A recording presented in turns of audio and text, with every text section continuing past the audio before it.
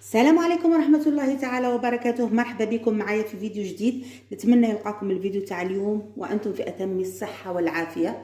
اللهم صل وسلم وبارك على سيدنا محمد وعلى آله وصحبه أجمعين. اليوم جيت معكم في هذا الفيديو، بغيت نبارطاجي معكم وصفة تاع التيزانة اللي عالجت بها بنتي اللي أصيبت بالفيروس هذه الأيام الأخيرة. كانت الأعراض تاع الفيروس كحة، الكحة والسعال، ألم شديد في الحلق، كانت تعاني من آلام شديدة في الحلق، انسداد الأنف، تعب وإرهاق وصداع وألم في المفاصل. هذه أعراض الفيروس. لما ديتها للطبيب قال لي بلي عندها الفيروس. الدواء تاع الكلاموكسيل، هو كتب لها كلاموكسيل، ما نفعش فيها. قررت عملت لها هذه التيزانه وقلت نجربها. صراحه من النهار الاول اللي جربتها فيه، نورمالمون نديرها لها 3 ايام. النهار الاول اللي شربتها رقدت رقده علامه. هذه الوصفه التيزانه فيها الزعتر البري كما راكم تشوفوا، هذا موجود عند العطار، وفيها النوخه. انا حاولت نجيب لكم اسم واحد اخر للنوخه للبلدان الاخرى، ما عرفتش. حنا في الجزائر هذه نستعملوها في الطياب تاع نطيبوا بها الببوش اللي هو الحلزون، نديروها في الببوش. وهنا عندي 2 حبات ليمون مقطعين شرائح. غادي نوريكم الطريقه كيفاش غادي نطيبها. هنا غادي نجيب ماء مغلي، ندير فيه شرائح الليمون، وعندي هنا قلت لكم الزعتر البري. من الاحسن الزعتر البري، ماشي الزعتر البري. غندير كميه من الزعتر بما اني غادي نديرها للطفله، ماشي الانسان بالغ، اما الانسان البالغ يقدر يكثر منها، يقدر يكثر من الزعتر.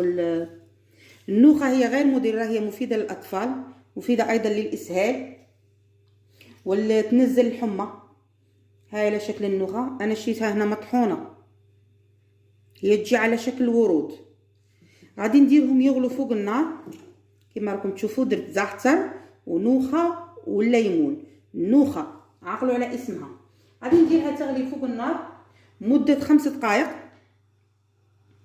وغادي نقول لكم كيفاش شربتها لها مره في الليل. الانسان البالغ يقدر يشربها صباح وفي الليل. انا خفت عليها لا يضربها البرد، لان الزعتر نعرفوا بلي الزعتر يضرب عليه الهواء، كما نقولوا حنا في الجزائر يضرب عليه الريح.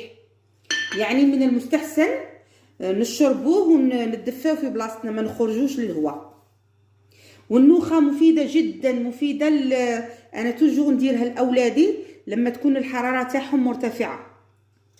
جربت هذه الوصفه، خلطت الزعتر والنوخه، صراحه النتيجه انبهرت منها، انبهرت. هذه الوصفه ما قال لي عليها حتى واحد. انا درتها من سي راسي، درت الفيتامين سي ودرت الزعتر والنوخه. نعرفوا باللي النوخه مفيده جدا، تنزل الحمى وتهدأ من الام الصدر.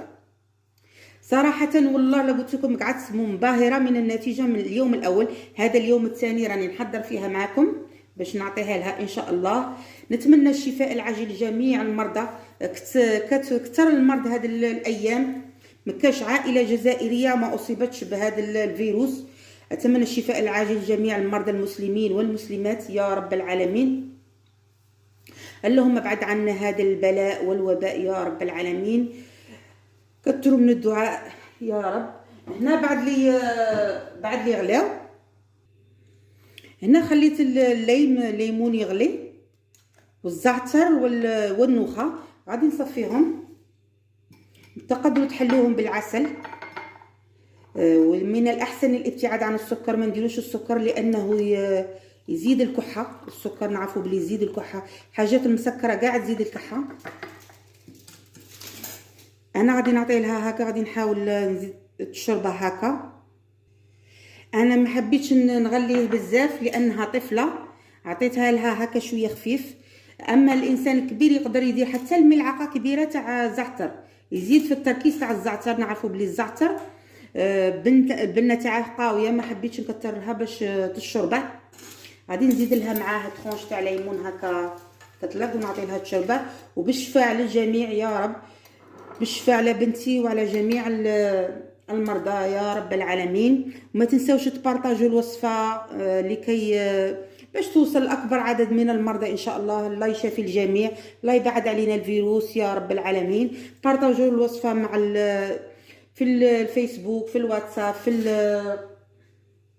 الماسنجر هكا باش توصل اكبر عدد. كاين مرضى مساكين الدواء ما ينفعش معاهم، يمكن هذه الوصفه تفيدهم. نتمنى لو استفدتوا ولو بالقليل. ما تنسونيش بالدعاء، وبارك الله فيكم ومع السلامه.